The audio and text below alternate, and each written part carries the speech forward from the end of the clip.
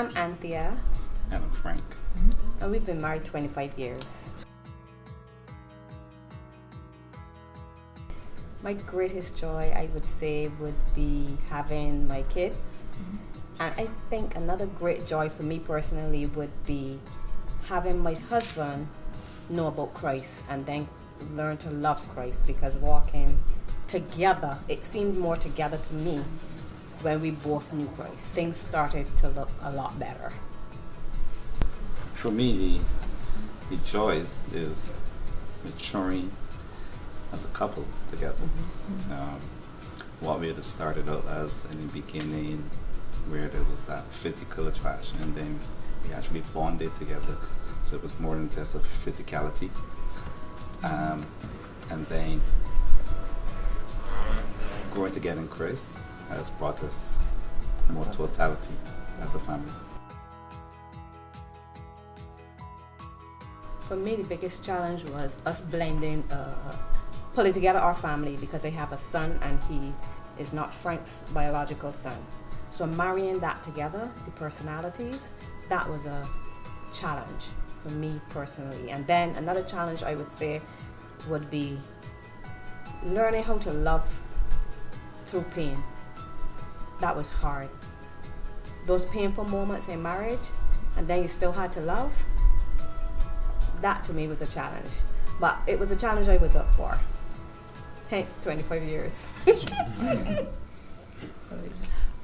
Well, for me, the biggest challenge was surviving infidelity in the marriage. And the blended family part was a good challenge, but the infidelity was the part that we had to seek counseling, figure out how to get past that, how to grow after that, and how to turn that test into a testimony.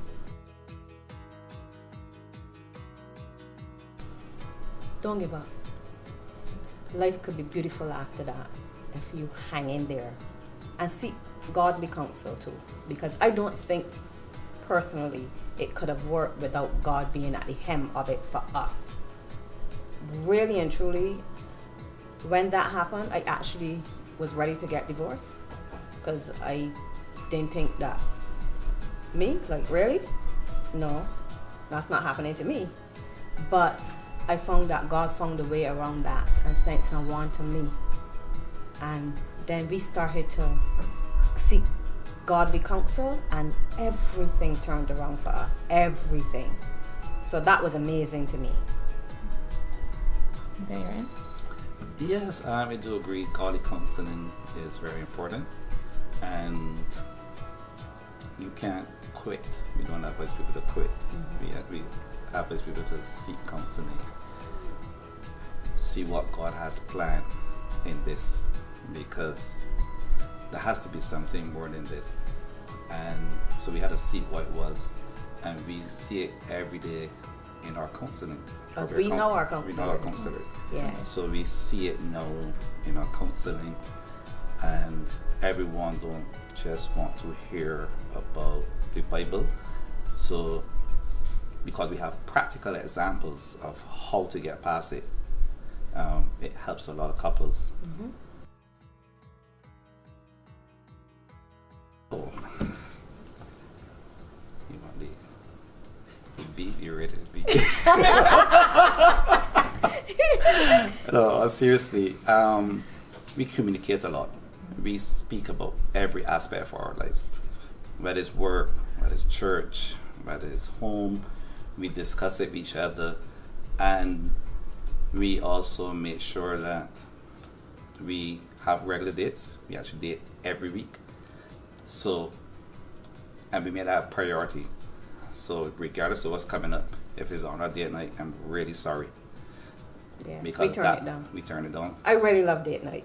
So I don't know if he's doing it because of me, but I really love date night.